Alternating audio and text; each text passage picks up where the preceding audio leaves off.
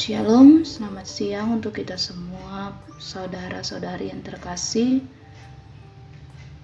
Kita akan mendengarkan renungan harian kita pada hari ini. Namun sebelumnya, bagi sahabat Pelita Hidup, mari kita bersatu di dalam doa. Ya Allah, sumber kehidupan kami bersyukur ya Tuhan untuk siang hari ini. Kami boleh merasakan kasih penyertaan Tuhan dalam kehidupan kami. Bapa yang baik, kami akan merenungkan renungan harian kami pada siang hari ini. Kiranya Engkau hadir dalam hati kami, memberkati kami agar kami dapat memahami apa yang menjadi kehendak-Mu sebagai anggota keluarga-Mu Tuhan dalam menghadapi situasi pandemi saat ini.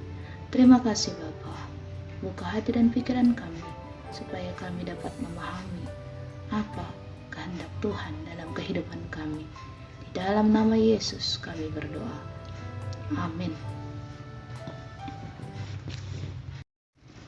Ayat harian kita pada siang hari ini diambil dari Efesus 6 ayat 4. Efesus 6 ayat 4. Begini firman Tuhan. Dan kamu bapak-bapak, janganlah bangkitkan amarah di dalam hati anak-anakmu. Tetapi didiklah mereka di dalam ajaran dan nasihat Tuhan. Dan kamu bapak-bapak, janganlah bangkitkan amarah di dalam hati anak-anakmu. Tetapi didiklah mereka di dalam ajaran dan nasihat Tuhan. Amin. Saudara-saudari yang terkasih dalam nama Tuhan Yesus Kristus, yang menjadi perenungan kita pada siang hari ini adalah bagaimana kita hidup sebagai keluarga Allah. Gambaran tentang gereja dan surga yang ada dan kita harapkan seringlah digambarkan dan diungkapkan sebagai suatu hubungan yang boleh kita lihat di tengah-tengah keluarga kita. Namun apakah pada masa sekarang ini hal tersebut benar telah terwujud? Banyaknya berita kriminal yang diberitakan, di mana boleh kita lihat ada anak yang membunuh ayah atau ibunya, atau sebaliknya, ada orang tua yang melakukan tindakan kekerasan, bahkan mengeksploitasi anak-anaknya. Hal itu boleh terjadi karena adanya ketidakharmonisan di tengah-tengah keluarga. Saudara-saudari yang terkasih, sahabat Pelita Hidup, mengapa terjadi kekerasan di tengah-tengah dunia? Mengapa seorang anak manusia boleh menjadi seorang yang melakukan tindakan yang kriminal? Mengapa seorang anak bisa menjadi manusia pemberontak? Mengapa pada zaman sekarang ini kita boleh melihat banyak kekerasan di tengah-tengah keluarga?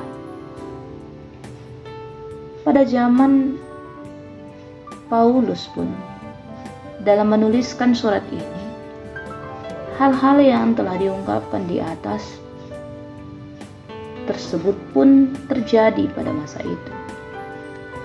Bapak yang dianggap sebagai kepala keluarga bahkan jalan mendidik anak-anaknya dan bukannya membangkit-bangkitkan amarah anak-anaknya. Paulus mengharapkan jemaat Efesus menyadari bahwa figur seorang ayah sangat penting di tengah-tengah keluarga, dalam arti bahwa seorang ayah itu bertugas untuk mendidik anak-anaknya,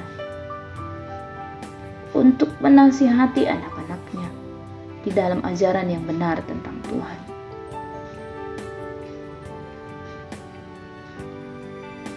Membangkit-bangkitkan amarah anak-anak tidaklah baik bagi seorang anak.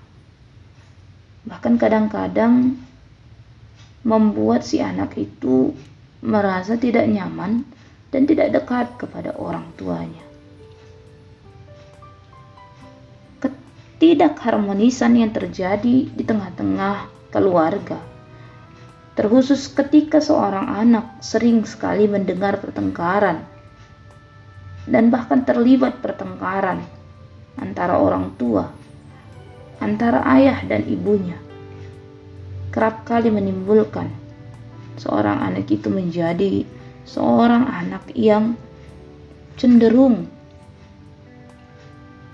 keras dan bahkan dapat menimbulkan pribadi yang pemberontak. Terlalu sering seorang anak melihat orang tuanya bertengkar, bahkan melakukan kekerasan, melakukan KDRT. Hal itu dapat berakibat fatal bagi si anak. Ia akan menjadi seorang yang keras dan akan meniru apa yang orang tuanya lakukan. Pada masa COVID ini, ada hal positif yang bisa kita ambil, di mana ketika ada aturan di rumah saja, di saat itulah kita mulai belajar memperbaiki diri. Mungkin saat ini, karena terlalu sibuk bekerja, kita kurang memberikan waktu kepada keluarga kita. Kita sering sekali mengabaikan keluarga kita dan tidak ada waktu untuk menunjukkan kasih sayang. Bapa yang terlalu sibuk menghabiskan waktu di luar, yang terlalu sibuk mencari kebutuhan, bahkan sibuk untuk mengumpulkan pundi-pundi yang menjadikan itu menjadi alasan untuk tidak berkumpul bersama anak-anak, menjadikan itu alasan untuk tidak memberikan waktu bagi keluarga, dengan dalih untuk mempersiapkan tabungan masa depan bagi si anak, membuat orang tua lupa bahwa kasih sayang, waktu, dan didikan itu sangatlah penting bagi tumbuh kembang anak. Hal itu tidak mengatakan bahwa materi itu tidak penting, tetapi menomorduakan hal spiritualitas, menomorduakan hal moral, norma, dan aturan itu tidaklah baik.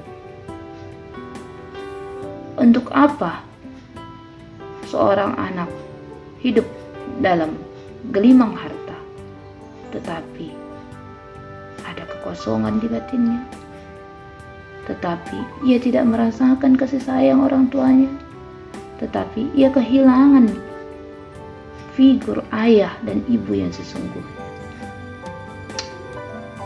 Saudara-saudari yang terkasih dalam nama Tuhan Yesus Kristus, di masa pandemi ini, mari mulai menyatukan hati dan memulai lagi sebuah hubungan yang harmonis. Hubungan sebagai suatu ikatan yang tak terputuskan, di mana seorang anak akan tergantung kepada ayahnya. Seorang anak akan merasa bahwa aku ingin seperti ibuku, aku ingin seperti ayahku. Seorang anak akan merasa bahwa ia bangga memiliki orang tua. Dia akan bercerita kepada dunia bahwa kasih sayang yang ia terima benar-benar kasih yang dari sorga, dan ia boleh mewujud menyatakan kasih sayang yang ia terima dimanapun ia berada. Saudara-saudari yang terkasih dalam nama Tuhan Yesus Kristus, sahabat pelita hidup, mari kita perbaiki lagi apa yang telah hilang. Kita temukan dan kita cari kembali apa yang tidak ditawarkan oleh dunia, yaitu kasih. Di tengah-tengah keluarga kecil kita, Bapa yang mengasihi anak-anaknya, orang tua yang menjadi sosok pelindung bagi anak-anaknya, keluarga kecil yang menggambarkan gereja Allah, keluarga kecil yang menggambarkan surga Allah, keluarga kecil yang menggambarkan keharmonisan, keluarga yang benar-benar disebut sebagai keluarga Allah. Kita berdoa. Syukur bagimu Bapa di surga. Untuk renungan hari ini Tuhan, kami boleh diingatkan bahwa ada hal yang lebih penting dari sekadar materi, yaitu hubungan yang harmonis di tengah-tengah keluarga. Bapa, ajarkanlah kami untuk tetap bersandar ke dalam tangan Tuhan untuk setiap hal yang boleh terjadi di masa pandemi ini. Engkau lah yang mampu menyelesaikan segala sesuatunya, memberikan yang terbaik bagi kehidupan kami. Terpujilah Engkau Tuhan. Untuk hari ini kami serahkan kehidupan kami ke dalam tangan Tuhan. Dalam nama Yesus kami berdoa. Amin.